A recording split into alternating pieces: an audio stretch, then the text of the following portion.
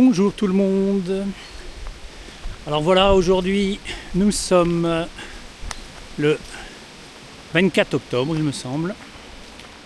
Oui c'est ça. Et c'est parti de nouveau pour je dirais un nouvel épisode des blablas de Papy Gwendelf. Voilà, c'est comme ça que j'ai décidé maintenant de surnommer cette rubrique. Donc c'est tout simplement une nouvelle playlist que vous trouverez sur ma chaîne YouTube. Et j'y mettrai donc mes épisodes palabres où je parle de tout et de rien. Et surtout, ça donne un petit aspect de l'actualité ou d'une autre actualité de ma vie tout simplement. Alors pourquoi ceci ? Tout simplement parce que ça me fait du bien. Je parle et le fait de parler, c'est un peu comme d'autres qui écrivent un cahier de bord, un journal de bord. Alors tout d'abord, je vous coupe juste et regardez juste comme ça y est, l'automne est là. Après avec l'épisode tempétueux d'hier, énormément de feuilles sont tombées au sol. Il a plu des seaux, là on a carrément petites mares qui se sont formées. Voilà. Donc comme je viens de le faire, vous aurez compris que c'est un pêle-mêle de beaucoup de choses. Et donc je disais, certains aiment écrire dans leur journal de bord. Moi pour ma part, je préfère parler. C'est plus simple. En tout cas, ça me semble plus naturel. J'ai toujours eu un don pour la parole. On m'a toujours dit que je parlais trop d'ailleurs. Donc là j'ai l'occasion de le faire. Seul. Je ne dérange personne.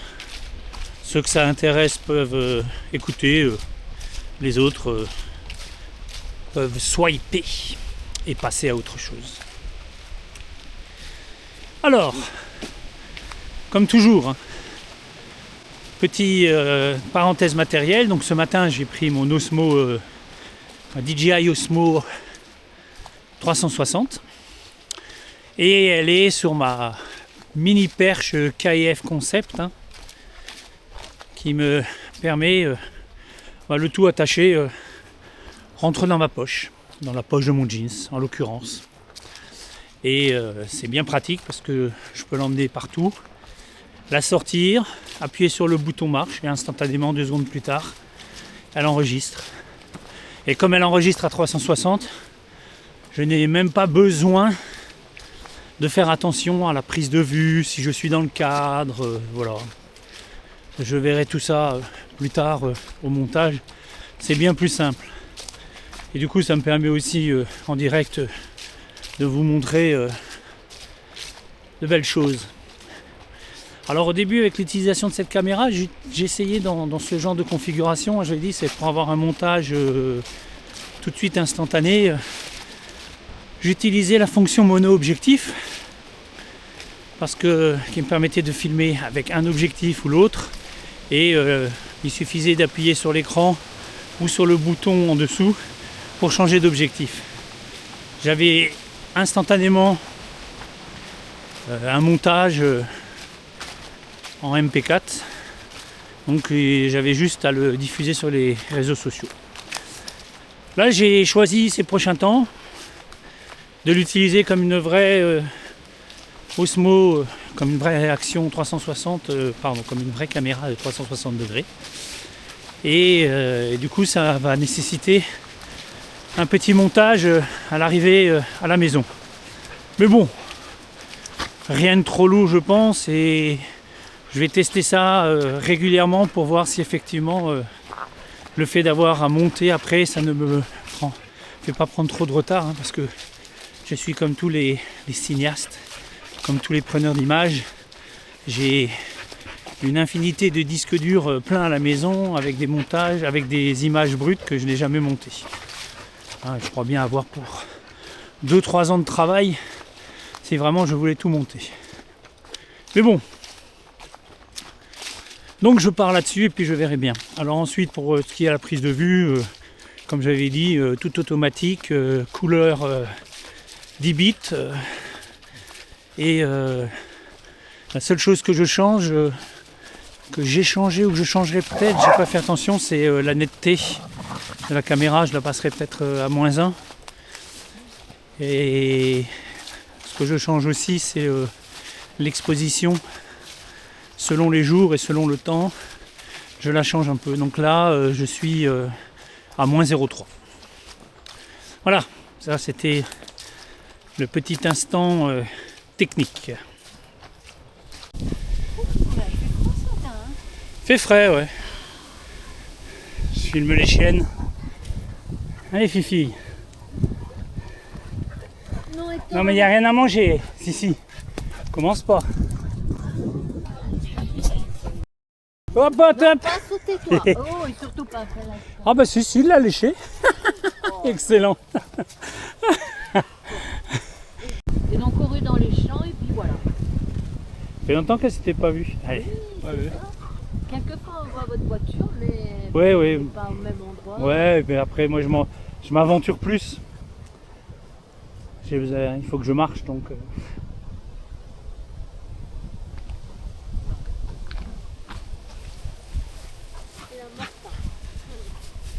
Et toi?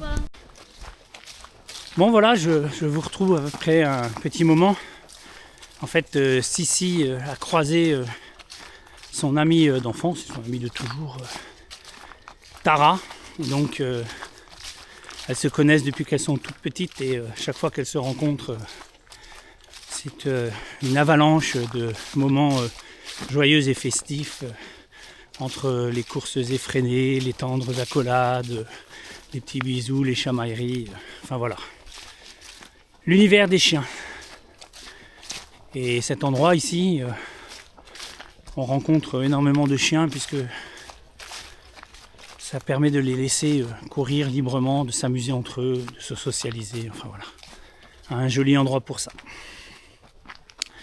Alors, dans les petites rubriques qui agrémenteront ces blablas, selon les jours, il y a celle des nouvelles choses que je découvre chaque jour. Quand j'étais enseignant, j'expliquais toujours aux élèves de ma classe que chaque jour, si on se cherchait correctement, chaque jour, on pouvait apprendre quelque chose. Et de façon, comment dire, je leur disais en souriant et en rigolant que si un soir, je remarquais que je n'avais absolument rien appris de neuf dans la journée, bon, c'était plus la peine de continuer à vivre parce que j'étais arrivé à une forme d'accomplissement maximum et que le reste du temps je m'ennuierais. Ce matin donc, en regardant un reportage tourné par le Parisien sur une jeune fille brésilienne qui s'est fait agresser, qu'un homme a tenté de violer dans les wagons du RER, tout simplement appris que au Brésil, sur les grandes lignes et dans beaucoup d'agglomérations, dans les transports en commun, il y avait souvent un wagon réservé pour les femmes afin que celles-ci justement ne subissent pas ce genre d'agression et qu'elles ne se retrouvent pas isolées dans le train. Voilà. Et la deuxième chose que j'ai appris, c'est que je suis en train de lire un roman islandais.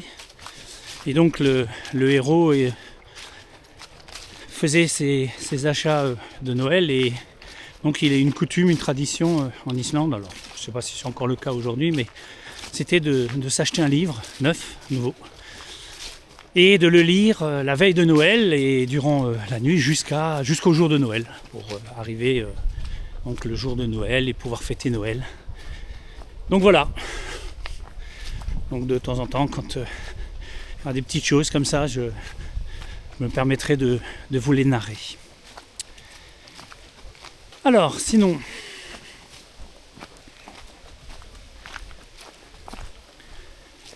actualité technique.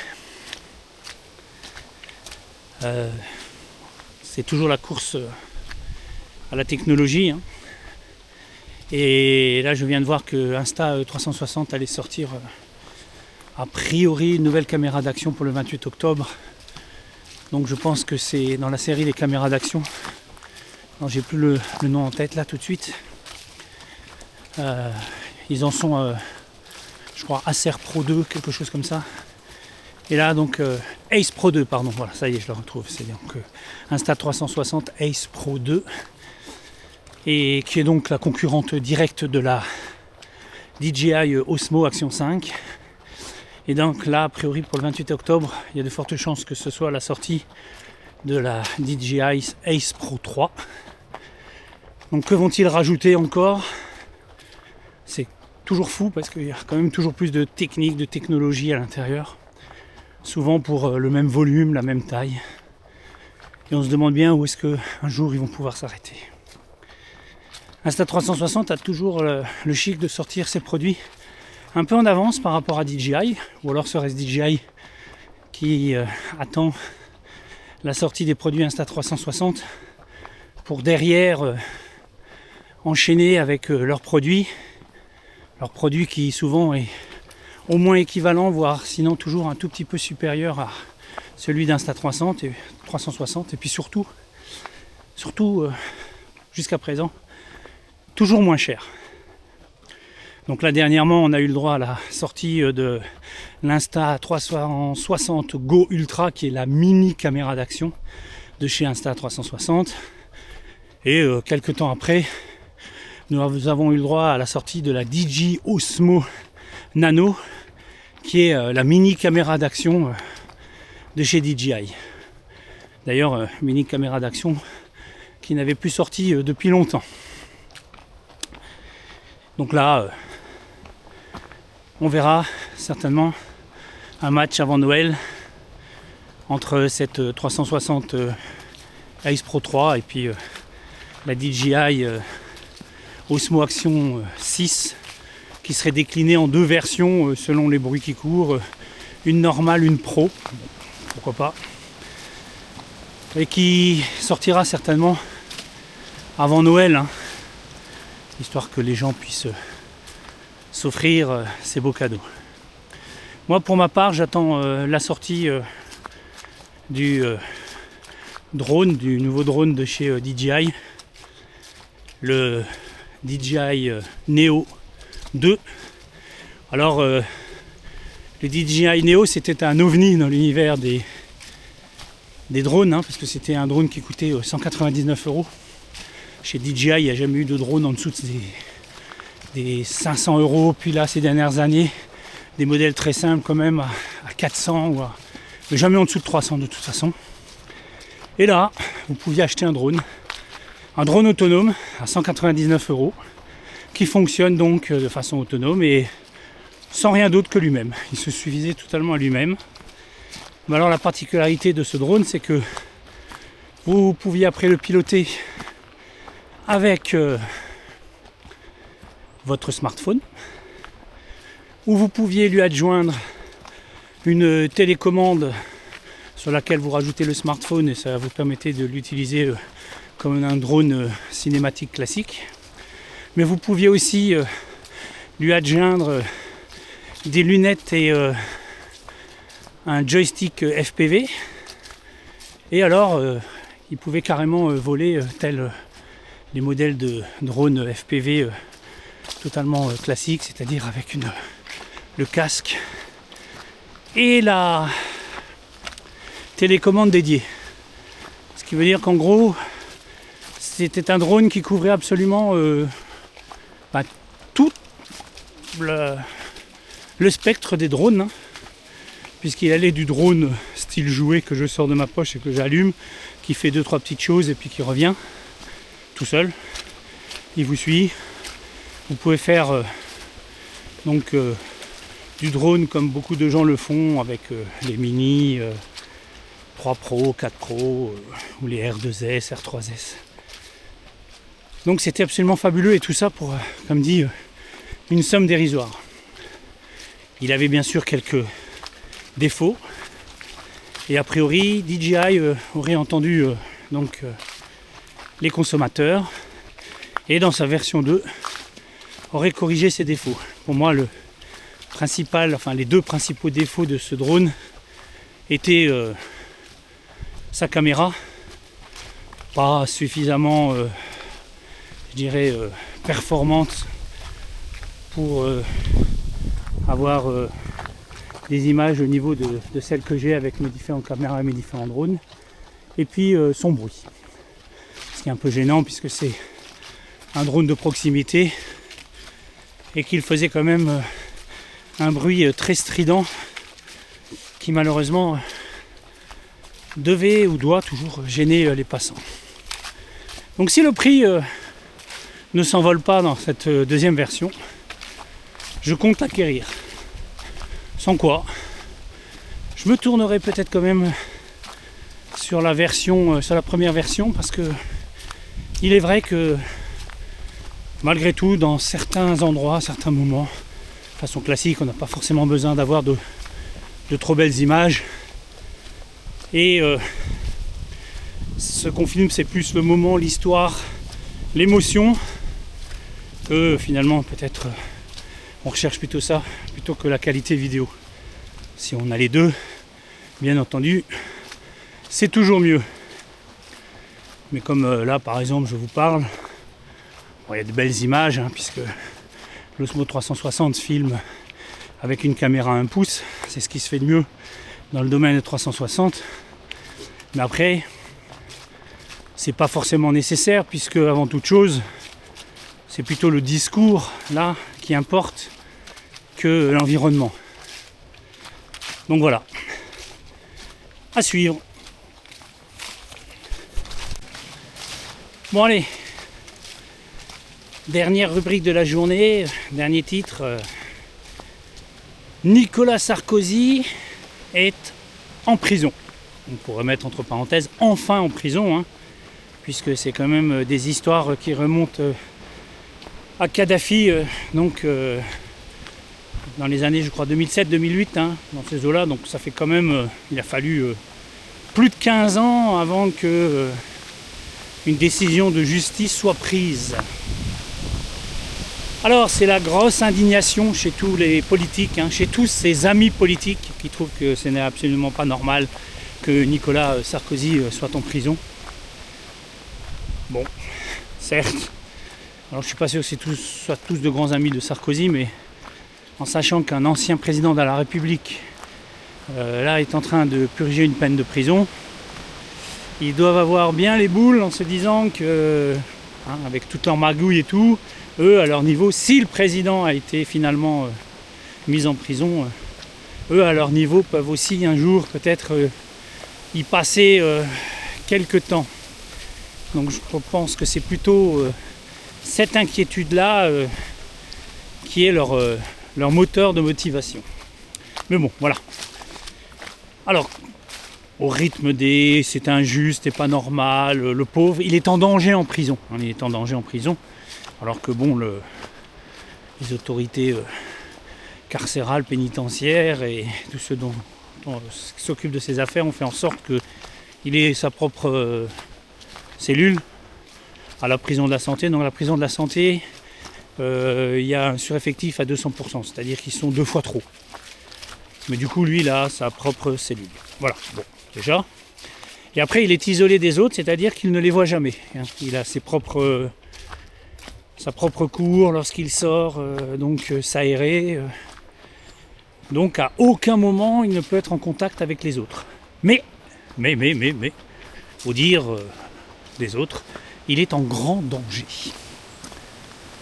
Alors pour calmer la fronde de nos représentants électoraux, on lui a adjugé 2 gardes du corps, 2 policiers, 2 gardes du corps en permanence 24 heures sur 24.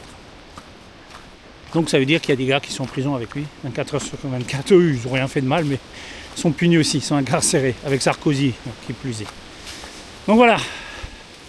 Donc chacun se fera sa propre opinion.